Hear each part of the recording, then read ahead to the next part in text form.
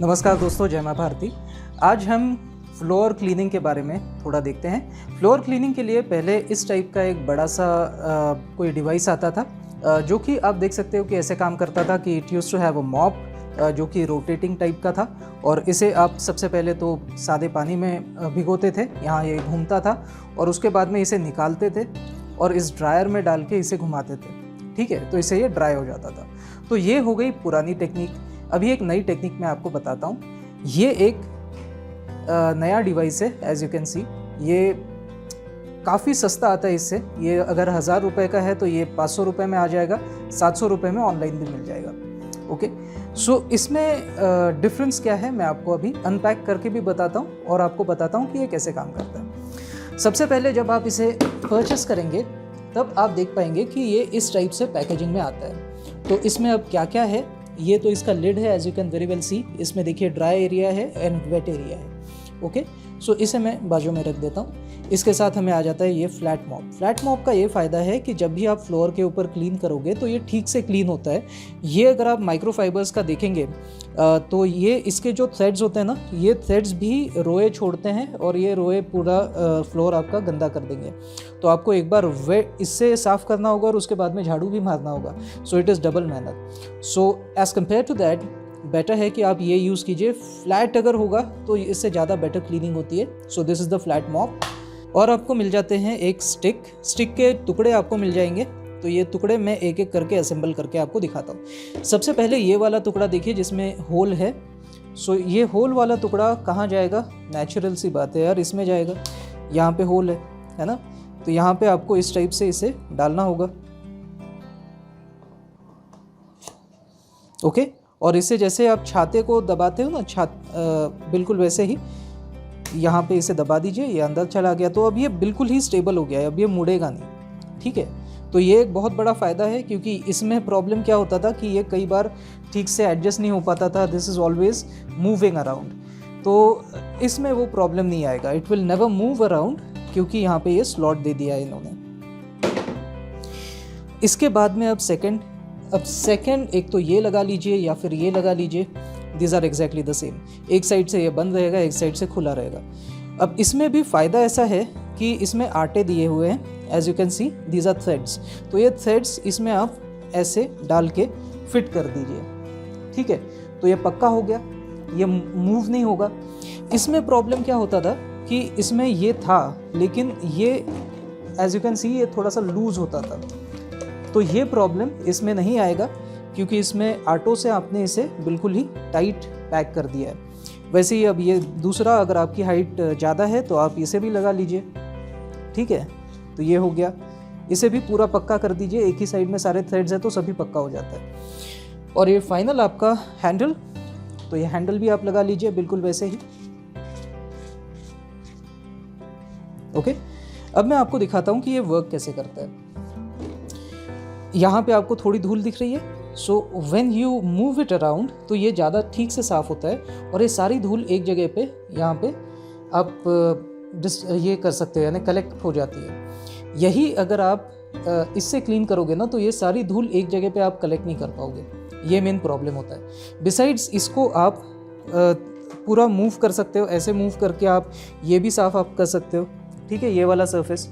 Okay, और इसे ऐसे भी 45 डिग्रीज पे रख के ऐसा भी कुछ, अगर आपको कुछ यहाँ ऐसा साफ़ करना है तो ये भी आप कर सकते हो। ठीक है, और ये काफ़ी हद तक स्टेबल है, ये मूव नहीं करेगा। ठीक है, ये 45 डिग्रीज़ के ऊपर। यूज़ योर इमेजिनेशन, आपको जैसे भी यूज़ करना है। अब छोटी सी और चीज़ मैं आपको दिखा दूँ कि ये कैसे काम कर रहा है। ये क्यों नहीं मूव कर रहा है, ये जो माइक्रोफाइबर है ये मूव क्यों नहीं कर रहा है? तो ये मूव इसलिए नहीं कर रहा है क्योंकि यहाँ से देखिए ये सील हो चुका है, ये मेल और ये फीमेल, इसके वजह से ये मूव नहीं करता है। यहाँ से भी ये मूव नहीं करता है। तो फिर आप देखेंगे कि यहाँ कैसे इतना पक्का बैठ गया है ना। तो यहाँ इसलिए पक्का बैठा है क्योंकि यहाँ पे ठीक है, मुझे निकाल के दिखाना होगा। यहाँ पे ऐसे हुक्स है दोस्तों। तो ये हुक्स, यानी इन हुक्स के अंदर ये लूप्स चले जाते हैं। तो हुक एंड लूप मैकेनिज्म की वजह से ये मूव नहीं होता। ओके, अब ये हुक एंड लूप मैकेनिज्म केवल एक साइड से क्यों है, दोनों साइड से क्यों नहीं है? तो let us figure it out. इसे मैं पहले जैसा था वैसे लगा देता हूँ।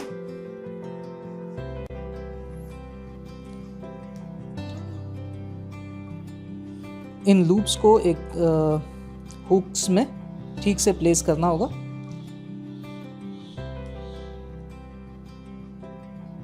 ओके, ये लग गया।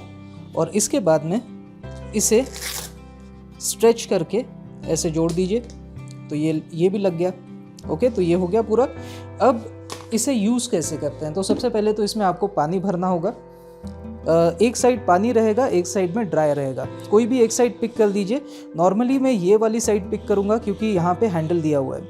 सो हैंडल इसलिए इधर साइड दिया है क्योंकि ये अगर भारी होगा, इसमें अगर पानी होगा तो ये भारी होगा, ये लाइट होगा क्योंकि ये खाली होगा, राइट। तो ज़्यादा भारी जो होगा ना, उसी को हैंडल दिया हुआ है ताकि वेट बैलेंस हो जाए। सेंटर ऑफ ग्रेविटी आप तो जानते हो। तो यहाँ पे मैं इस वाले में पानी भरता हूँ अभी। तो दोस्तों मैंने इसमें पानी भर लिया है। अब हम इसका लिड लगाते हैं। तो लिड आपको कौन सा किधर लगाना है? अगेन वॉश वाला जो पार्ट है वो पानी वाले साइड में आएगा। आप देख पा रहे हो वॉश, यहाँ शायद आप देख पा रहे हो, राइट। तो ये वॉश वाला जो पार्ट है ये आपको लगाना है पानी वाले हिस्से पे, और ड्राई वाला पार्ट सूखे वाले हिस्से में। ओके, सो ये इस टाइप से जाएगा। ओके, इसमें अगर आप देखेंगे तो यहाँ पे एक हुक है और यहाँ पे एक हुक है जो कि यहाँ पे सेट हो जाएगा। तो इसे मैं ऐसे लगा रहा हूँ तो ये सेट हो गया, है ना। अब इसके बाद आपको इसे इंसर्ट कैसे करना है, तो गो बाय द ग्रूव्स। तो ये ग्रूव है, तो ये रॉड इसका मतलब ऐसा आएगा, है ना। और ये देखिए इसमें ये फंसने के लिए है, तो इसलिए ये पूरा ऐसा सट के इसमें लग जाएगा, ठीक है, इस टाइप से। अब इसे आपको इसमें डालना है। यहाँ पे रोलर, कुछ लोग यहाँ पे रोलर्स भी देते हैं, तो that is for easier movement, लेकिन मुझे तो इसमें भी कोई खास अड़चन नहीं आई। सो ऐसे कर लीजिए। तो ये क्या हो रहा है अभी, तो पानी में ये वेट हो रहा है और थोड़ा बहुत यानी क्लीन अप भी हो रहा है। तो ऐसा कैसे होता है, क्योंकि देखिए यहाँ पे अगर आप इसके दांते देख पा रहे हैं, आप इसके दांते शायद देख पा रहे होंगे, तो इन दांतों के वजह से ये साफ हो जाते हैं। ओके, और ये बहुत सॉफ्ट है, इसके वजह से आपका माइक्रोफाइबर ख़राब भी नहीं होगा, ठीक है। तो ये हो गया, ये ऐसा क्लीनिंग हो गया। उसके बाद में आप ड्रायर में डालिए, बिल्कुल वैसे ही उठा के उसी दिशा में यहाँ ऐसे डालना है, ठीक है। इसे पलटाना नहीं है, रोटेट नहीं करना है, जैसे कि वैसे ही डालना है। तो यहाँ अब क्या हो रहा है, आप देख पाएंगे कि ये पानी यहाँ से निकलते जाएगा, ठीक है। ये पानी अब निकलेगा यहाँ से। ये क्यों निकला? ये इसलिए निकला दोस्तों क्योंकि यहाँ अगर आप देखेंगे तो यहाँ पे ये एक ऐसा स्लिट है, तो ये जब रगड़ते हुए जाएगा तो इस स्लिट में से पानी छनता हुआ जाएगा और ये यहाँ पे इसके अंदर चले जाता है। ये डायरेक्टली यहाँ से निकल के उधर चले जाता है। तो यहाँ वैसे ड्राई है, लेकिन अगर कोई एक्सेस पानी होगा इसमें गिर गया, तब भी आप इसे भी निकाल के साफ़ कर सकते हो, इसे भी निकाल के साफ़ कर सकते हो, ठीक है। लेकिन मेरे लिए तो मुझे ज़्यादा आसान पड़ता है अगर मैं इसी को निकाल लेता हूँ और दोनों को मैं साफ़ कर लेता हूँ हाथ से, ठीक है। तो that goes easier for me. लेकिन फिर भी उन्होंने आउटलेट दे दिया है पानी का। If you want outlet use कीजिए। ये भी बिल्कुल रबर का है, फ्लेक्सिबल है, तो ये बहुत अच्छे से सील करेगा, ठीक है। यही अगर सख्त होता तो वो सील ठीक से नहीं कर पाता। ओके, सो ये था इसका छोटा सा मैकेनिज़्म कि आप कैसे काम करोगे। और इसको मैंने एक दिन यूज़ भी करके देख लिया है। This is very very easy to use और पहले वाले प्रोडक्ट से तो काफ़ी बेटर है। अब सवाल ये उठता है कि आपको कौन से ब्रांड का लेना चाहिए। तो ब्रांड्स तो बहुत सारे हैं दोस्तों, लेकिन मैं ब्रांड को नहीं एम्फसाइज़ कर रहा हूँ, मैं एम्फसाइज़ कर रहा हूँ कि there are two types of mops. One is a conventional mop जो कि रोटर टाइप का है, और another is this flat mop. तो फ्लैट मॉप को मैं प्रमोट करना चाहता हूँ, इस आइडिया को प्रमोट करना चाहता हूँ। ब्रांड चाहे आप कोई भी ले लीजिए, जो भी आपको ठीक लगे, लेकिन ब्रांड लेते समय डेफिनेटली ये ज़रूर देख लीजिए कि वो इंडिया में मैन्युफैक्चर करता है या नहीं। तो ये आप कैसे देखेंगे? आप जहाँ से भी अगर ऑनलाइन ले रहे हो तो वहाँ पे आप ज़रूर देख लीजिए कि कंट्री ऑफ ओरिजिन उसका क्या है। और कई सारे वेबसाइट्स कंट्री ऑफ ओरिजिन लिखते हैं इंडिया, लेकिन होता है वो चाइनीज़ प्रोडक्ट। घर आने के बाद में आपको पता चलता है कि इट्स अ चाइनीज़ प्रोडक्ट। तो वो प्रोडक्ट आप कभी भी रिटर्न कर सकते हो, भले ही आपकी रिटर्न पॉलिसी कुछ भी हो सकता है कि प्रोडक्ट के ऊपर रिटर्न पॉलिसी ना हो, फिर भी अगर product is not matching the description तो आप उस प्रोडक्ट को कभी भी रिटर्न कर सकते हो, चाहे रिटर्न पॉलिसी कुछ भी हो। यानी जो डिस्क्रिप्शन ही मैच नहीं कर रहा है वो प्रोडक्ट को सेल करना ये वेंडर की गलती होती है, और ऐसे वेंडर्स को चेक करना ये फ्लिपकार्ट और अमेजोन की जिम्मेदारी होती है। तो इसलिए they will never stop you from returning the product and they'll refund your entire money in your bank account. ठीक है, तो ये यानी ओरिजिनल मोड ऑफ ट्रांसफ़र, जिससे भी आपने ओरिजिनल मोड ऑफ ट्रांसफ़र जो भी था उससे आपका पैसा रिटर्न भी हो जाएगा। तो बिल्कुल इस बात से मत घबराइए कि इसका रिटर्न पॉलिसी नहीं है, क्या होगा क्या नहीं। अगर product does not match the description तो आप इसे कभी भी रिटर्न कर सकते हो।